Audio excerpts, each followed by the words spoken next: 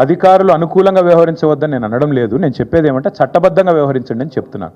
రేవంత్ రెడ్డి అనే మూర్ఖుడు ఒకవేళ తప్పుడు పనులు చేస్తే ఆ తప్పుడు పనులకు ఎవరైనా వంత పాడితే వాళ్ళు కూడా చట్టపరంగా ఇబ్బందులు పడతారు. ముఖ్యంగా పోలీసులు ఎవరైతే ఇవాళ రెచ్చిపోయి రేవంత్ రెడ్డి గారి ప్రైవేట్ సైన్యంలాగా పనిచేస్తున్నారో మా కార్యకర్తలు మా సామాన్యమైన మరి క్షేత్రస్థాయిలో పనిచేసే సోదరుల మీద కూడా కేసులు పెడుతున్నారో వాళ్ళకి నేను చెప్తున్నా, వాళ్ళెవరో వాళ్ళకు కూడా తెలుసు. ఎక్స్ట్రాలు చేస్తే సుప్రీంకోర్టు ఉంది, ఈ దేశంలో న్యాయ వ్యవస్థ బతికే ఉంది. మేము కూడా కోర్టుకు పోతాం, మీరు కూడా ఊచలు లెక్క పెట్టక తప్పదని చెప్తాం.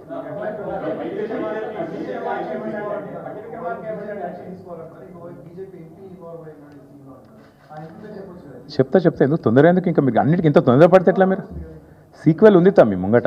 ఇప్పుడు నేను చెప్పిన మాట మొన్న నేను చేసిన వాదన కరెక్ట్ అని ఎంపవర్డ్ కమిటీ నాకు వాళ్ళు ఎవరో కూడా తెలియదు. సెంట్రల్ ఎంపవర్డ్ కమిటీ వాళ్ళ ధృవీకరించి మా పార్టీ వాదన కరెక్టు, మేము చేసిన వాదన అక్షర సత్యం అని వారు చెప్పారు ఈరోజు. దాని మీద తదుపరి కార్యాచరణ ఇవాళ మేం కాదుగా చేయాల్సింది, ప్రభుత్వంలో ఉన్న భారతీయ జనతా పార్టీ చేయాలి. ప్రధానమంత్రి గారి ఆవేదనాభరితమైన ప్రసంగం నేను విన్నాను. ఏమన్నారు? చెట్లు కొట్టేస్తున్నారు, అన్యాయం అయిపోయింది, బుల్డోజర్లు, కాంగ్రెస్ ప్రభుత్వం అరాచకం చేస్తుంది అన్నారు. మరి నిజంగా మీ ఆవేదన నిజమే అయితే, భారతీయ జనతా పార్టీకి పర్యావరణం మీద ప్రేమ నిజమే అయితే, తెలంగాణలో ఆర్థిక దోపిడీ ఏదైతే జరుగుతుందో దీని మీద మీకున్న అవగాహన నిజమే అయితే, సెంట్రల్ ఎంపవర్డ్ కమిటీ చెప్తున్నది వెంటనే ఇండిపెండెంట్ ఏజెన్సీ ద్వారా ఇన్వెస్టిగేట్ చేయించండి అని. చేయిస్తే అందరు దొరుకుతారు, ఆ బీజేపీ ఎంపీతో సహా అందరు దొరుకుతారు. ఇక నేను ఎందుకు పట్టి అలా దొంగను వాళ్ళే పట్టిస్తారు. నేనేమంటున్నా అంటే చేసిన వెధవ పనులన్నీ చేసి మా ప్రభుత్వాన్ని కూడా వడగొడతారు. మేము వడగొట్టుడేంది? ఎప్పుడో బంగ్లాదేశ్ లెక్క తిరుగుబాటు వచ్చి ప్రజలకు తానే నిలగొడతారు మిమ్మల్ని.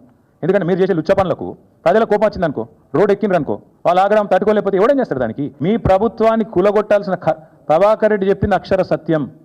ప్రభాకర్ రెడ్డి కరెక్ట్గా చెప్పిండు. ఏం చెప్పిండు? ప్రజలు మా దగ్గరకు వచ్చి ఆక్రోషిస్తున్నారని చెప్పిండు. ఏమన్నాడు? మేము తిరుగుతున్నప్పుడు వచ్చిన వాళ్ళు వచ్చి అంటారు ఎన్ని రోజులు భరించాలి దరిద్రాన్ని, ఎత్తవతల వాడే రాదుండ్రన్నా అంటున్నారు. మేము చేస్తామని చెప్పలేదు కదా, ప్రజలు చెప్తున్నారు, ఇట్లా అంటున్నారు. కొంతమంది అయితే మేము పైసలు కూడా చందాలు వేసుకొని ఇస్తాం రాబోయ్, వీళ్ళు కులగొట్టు రూకే లొల్లేందని అంటున్నారని కూడా చెప్పిండు. ఎస్, మాతో కూడా అంటున్నారు, కానీ మేము కులగొడతామని చెప్తలేం. ఎస్, ఈ ప్రభుత్వం దరిద్రం, కాంగ్రెస్ కరోనా కంటే డేంజర్, ఎస్ ఇవన్నీ కరెక్టే. కానీ ప్రజలు నిర్ణయం తీసుకున్నారు. ప్రజాస్వామ్యంలో 5 ఏళ్ళు ఉండాలి. నిర్ణయం తీసుకుంటే ప్రజలకు కూడా తెలియాలి. You can make choices but you are not free from the consequences of your choices. నేను ఎందుకు చెప్తున్నా అంటే ఒక నిర్ణయం ప్రజలు తీసుకున్న తర్వాత కాంగ్రెస్ అధికారంలో ఉంది. నేనైతే మనస్ఫూర్తి కోరుకుంటున్నా కాంగ్రెస్ 5 ఏళ్ళు ఉండాలి, రేవంత్ రెడ్డే ఉండాలి 5 ఏళ్ళు. ఎందుకంటే మళ్ళీ 20 ఏళ్ళ తర్వాత ఎవడు కాంగ్రెస్ కోటేయడు. ఇది నా వ్యక్తిగత అభిప్రాయం. కాబట్టి మాకు ఈ దిక్కుమాలిన ప్రభుత్వాన్ని కూలగొట్టే ఆలోచన కానీ ఎజెండా కానీ కర్మ కానీ మాకు లేదు. అవసరమైతే సందర్భం వస్తే ప్రజలే రోడెక్కుతారు, తొక్కి అవతల వాడేస్తారు. ఇంతకంటే పెద్ద నియంత్రణలే కొట్టుకపోయారు. Thank you.